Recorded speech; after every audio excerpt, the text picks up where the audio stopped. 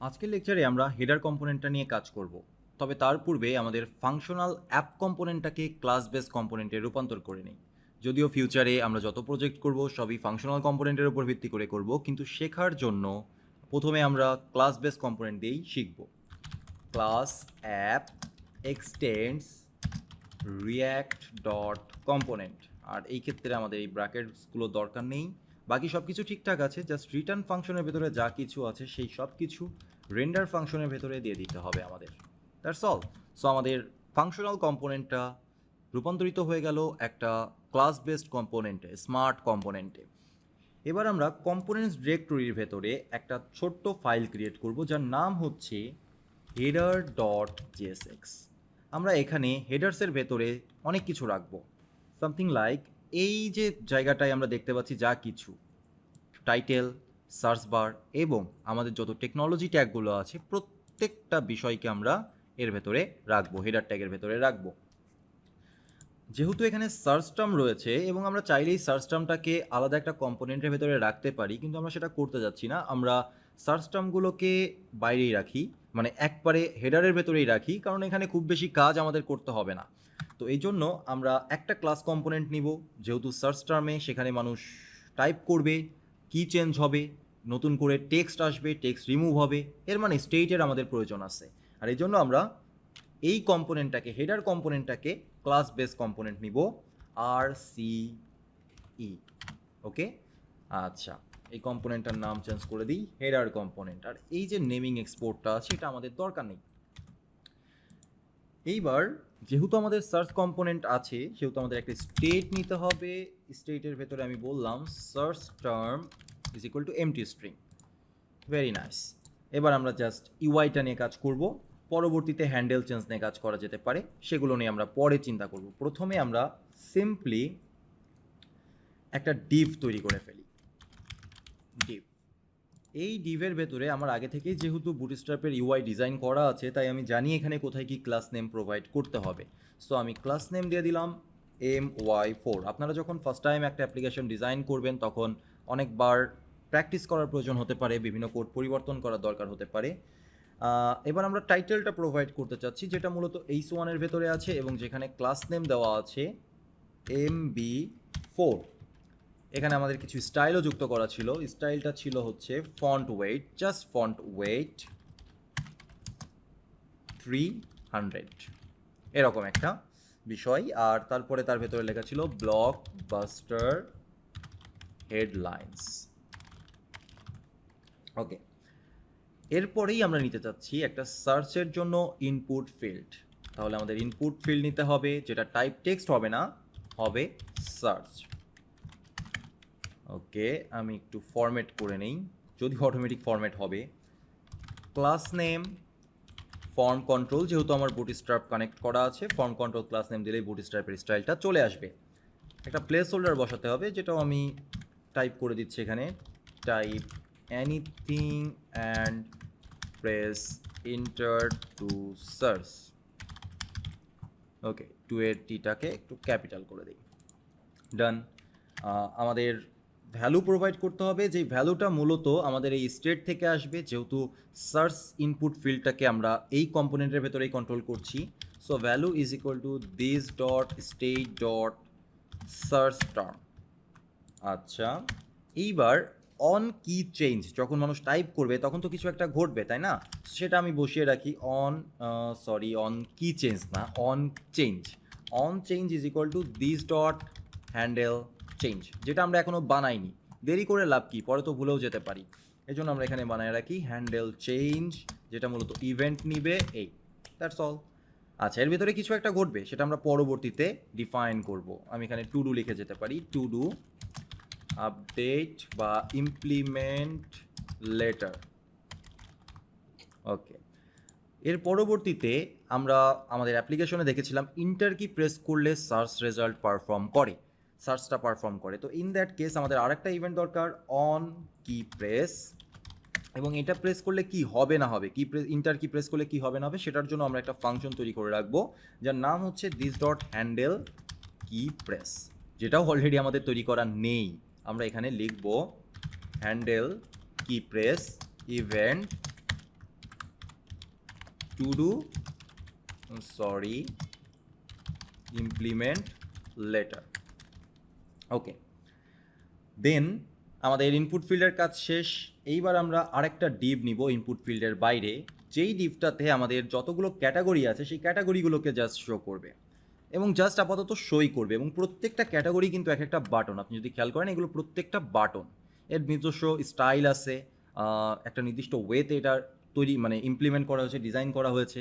আর এই যে টেকনোলজিগুলো আমরা এখানে বসাচ্ছি বা দেখতে পাচ্ছি, এগুলো কিন্তু আগে থেকেই একটা জায়গায় তৈরি করে রাখা আছে, কনস্ট্যান্ট। ওকে, সেগুলো হচ্ছে কনস্ট্যান্ট। তো আমরা যেটা করতে পারি সেটা হচ্ছে সোর্স ডিরেক্টরির ভেতরে নিউজ নামের একটা ডিরেক্টরি ক্রিয়েট করতে পারি, এবং এই নিউজের ভেতরে একটা index dot JS file create করতে পারি।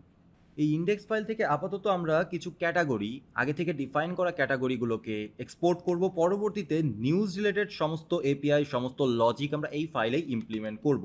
তো export const news category is equal to একটা অবজেক্ট, যেখানে আমরা বলবো technology is equal to technology, simple. এরপরে আমরা বলবো সায়েন্স, যার ভ্যালু হচ্ছে সায়েন্স, সিআইইএনসি, সায়েন্স। এত কষ্ট করে টাইপ করার কি দরকার, আমার আগে থেকেই তৈরি করা আছে, সেগুলোকে আমি কপি করে পেস্ট করি। আপনারা ব্যাপারটা বুঝতে পেরেছেন, তাই না? ওকে, এই ফাইলটা আমরা ব্যবহার করব বা এই অবজেক্টটা আমরা ব্যবহার করব হেডারের ভেতরে। যেহেতু আমাদের ক্যাটাগরিগুলো আগে থেকেই ডিফাইন করা, সো আমরা সেটা ব্যবহার করে অটোমেটিক্যালি ডিজাইনটা করতে পারি। Okay, so import news category from, কোথায় আছে এটা? নিউজ ডিরেক্টরির ভেতরে। ইন্ডেক্স তো আমাকে দিতে হবে না, জাস্ট নিউজ লিখলেই চলবে। এই ক্যাটাগরির উপর ভিত্তি করে আমরা একটা লুপ চালাবো, মেনলি ম্যাপ ফাংশনকে কল করব, যেটাও বিহাইন্ড দ্য সিন লুপই চালাবে, বাট ম্যাপ করব এবং প্রত্যেকটা বাটনকে শো করব। একটা ডিভ নিয়ে নিই, এখানেও একটা ক্লাস নেম আছে, class name is equal to my4। এবার আমরা কন্ডিশন চেক করব যে নিউজ ক্যাটাগরি আদৌ আছে কিনা। যদি না থাকে তাহলে কিন্তু কাজ হবে না। নিউজ ক্যাটাগরি আছে, তার মানে এইবার আমরা নিউজ ক্যাটাগরির নিয়ে লুপ চালাতে পারি, ম্যাপ করতে পারি, ঠিক আছে। কিন্তু তার পূর্বে আমাদেরকে জানতে হবে নিউজ ক্যাটাগরি তো একটা অবজেক্ট, অবজেক্টকে আমরা কিভাবে লুপ করতে পারি? অবজেক্টকে তো আমরা লুপ করতে পারি না। লুপ করতে পারি বা ম্যাপ করতে পারি বা ফিল্টার করতে পারি আমরা অ্যারেকে। এই জন্য অবজেক্টের যে কিগুলো আছে সেগুলোকে দিয়ে আমরা অ্যারে বানিয়ে ফেলবো। নিউজ ক্যাটাগরি ডট ম্যাপ, এবার প্রত্যেকটা আইটেম সুন্দরভাবে ম্যাপ হবে, প্রত্যেকটা কি এখান থেকে আমরা আইটেম পাবো, এবং যেখান থেকে আমরা রিটার্ন করব যদি category is equal to news category. News category তো মূলত অবজেক্ট, এবং তার ভেতরে আমাদের আইটেমটা পাস করতে হবে। যদি এই দুইটা ম্যাচ করে তাহলে এক ধরনের কাজ ঘটবে, আদারওয়াইজ আর এক ধরনের কাজ করবে। কিন্তু এই ক্যাটাগরিটা কি অ্যাকচুয়ালি? এই ক্যাটাগরি প্রপস আকারে আসবে, যেটা আমরা এখানে রেন্ডার ফাংশনের ভেতরে ডিস্ট্রাকচার করে রাখতে পারি। Something is equal to this dot props. আমরা এখানে ক্যাটাগরিটাকে ইম্পোর্ট করে রাখতে পারি খুব সিম্পলি, মানে ডিস্ট্রাকচার করে রাখতে পারি। এইবার আমরা চেক করব যদি category equal to news category item হয়, তার মানে this is the selected category, user যেটা ক্লিক করে রেখেছে সেই ক্যাটাগরি। ইন দ্যাট কেস আমরা রিটার্ন করতে পারি রিটার্ন একটা বাটন, বিটিএন বাটন। বাটনের ভেতরে আমাদের একটা ভ্যালু দিতে হবে। ভ্যালুর পূর্বে আমরা আসলে একটা হ্যাশ বসাতে যাচ্ছি, এই জন্য একটু টেমপ্লেট স্ট্রিং ব্যবহার করলাম ডলার সাইন দিয়ে। নিউজ ক্যাটাগরি আইটেম, এটা হচ্ছে ভ্যালু। যেহেতু নিউজ ক্যাটাগরির ভেতরে, নিউজ ক্যাটাগরি একটা অবজেক্ট, আইটেম হচ্ছে তার কি। নিউজ ক্যাটাগরি আইটেম দিলে সেই অবজেক্টের বা সেই কি এর যে ভ্যালুটা আছে সেই ভ্যালুটা আমরা পাবো। ওকে, আচ্ছা, বাটনের কিছু ফরম্যাটিং করা যাক, একটু স্টাইল দেওয়া যাক। বাটনে আমরা কি দিব? ক্লাস নেম প্রোভাইড করব। Class name BTN SM, BTN warning. যখন এটা সিলেক্টেড হবে তখন বিটিএন ওয়ার্নিং হবে। মার্জিন রাইট 2 আর মার্জিন বটম 2, এটা হচ্ছে আমরা করতে চাচ্ছি। হয়ে গেল, কাজ শেষ। এইবার যদি না হয়, যদি এই কন্ডিশন সত্য না হয়, বাকি বাটনগুলোর জন্য কি হবে? যদি ইউজার সিলেক্ট করে তাহলে তো কি হবে আমরা বলেই দিলাম। যদি সিলেক্ট না করা অবস্থায় থাকে, বাকি যে ক্যাটাগরিগুলো আছে সেগুলো কি হবে? সেইগুলোর ক্ষেত্রেও আমরা আর একটা রিটার্ন লিখবো এখান থেকে। রিটার্ন এলস দিয়েও লিখতে পারেন, না দিয়েও লিখতে পারেন, কোনো সমস্যা নেই। সেম বাটন, এখানে এখানে আমাদের একটু সেম কথাটা এই সেম কথাটাই লিখতে হবে, কপি করে পেস্ট করে দেই। আর এখানে আমাদের লিখতে হবে class name BTN SM, sorry হ্যাঁ বিটিএন এসএম ঠিক আছে, বিটিএন লাইট, এক্ষেত্রে বাটনের কালারটা হবে লাইট, MR2 MB2 সবই ঠিক থাকবে, জাস্ট হচ্ছে ওয়ার্নিং আর এটা চেঞ্জ হবে। তো এই কোডটাকে কিন্তু আপনি আরও ভালোভাবে অপটিমাইজ করতে পারেন, সেই কাজটা করার জন্য কি করতে হবে সেটা কিন্তু আপনাদের উপরে ছেড়ে দিলাম, এটা আপনাদের টাস্ক যে আপনারা খুঁজে বের করবেন এই দুইটা কন্ডিশনকে একটা কন্ডিশনে বা একটা স্টেটমেন্টের ভেতরে কিভাবে লেখা যায়। একটা স্টেটমেন্টের ভেতরে এটা লেখা যাবে এবং অল্প একটু ফোটা চেঞ্জ করলে পরেই কাজ হবে, কারণ আপনি দেখতেই পাচ্ছেন পুরো কোডটা অলমোস্ট সেম। ওকে, এটা আপনাদের জন্য টাস্ক থাকলো। ওকে ডান, আমাদের হেডার কম্পোনেন্টের কাজ শেষ। হ্যান্ডেল চেঞ্জ কাজ করবে না, হ্যান্ডেল চেঞ্জ ইমপ্লিমেন্ট করা খুবই সহজ, এর জন্য আমাদের থার্ড পার্টি কারোর উপরে ডিপেন্ড করতে হচ্ছে না। সো আমরা লিখতে পারি দিস ডট সেট স্টেট, এখানে আমরা যে ইটা পাচ্ছি সেখান থেকে আমরা ভ্যালুটা বের করে নিয়ে আসবো। Search term E dot target dot value, এবার আমাদের সার্চ টার্মটা বা হচ্ছে সার্চ স্টেটটা কাজ করবে। ওকে, তো এক্সপোর্টও করা হয়েছে এবং এইটা এবার আমরা অ্যাপজেসের ভেতরে কানেক্ট করে দেখতে চাচ্ছি। অ্যাপজেসের ভেতর থেকে আমরা ইম্পোর্ট করব, import header from one level up components header component. এই হেডার কম্পোনেন্ট থেকে আমরা যেটা করব সেটা হচ্ছে আমাদের এই H2R দরকার নেই, কারণ এটা আমাদের হেডলাইনটা হেডার কম্পোনেন্টের ভেতরেই আছে হেডার, কিন্তু এখানে একটা প্রপস আমাদেরকে পাস করতে হবে ডিফল্ট ক্যাটাগরি হিসেবে। তাছাড়া আর কোনো প্রপস আপাতত পাস করতে হচ্ছে না, এখানে আমরা দেখতেই পাচ্ছি প্রপস থেকে শুধুমাত্র ক্যাটাগরি নেওয়া হয়েছে। তার মানে এই হেডারের ভেতরে আমাদের অ্যাট লিস্ট একটা প্রপস পাস করতে হবে।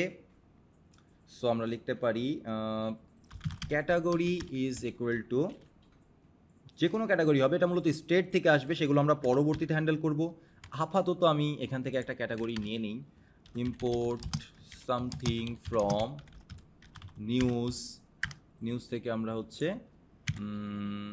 নিউজ ক্যাটাগরিগুলোকে নিলাম এবং সেখান থেকে একটা ক্যাটাগরির কথা আমি বলে দিব, just news category dot technology, এটা আমি বলে দিব।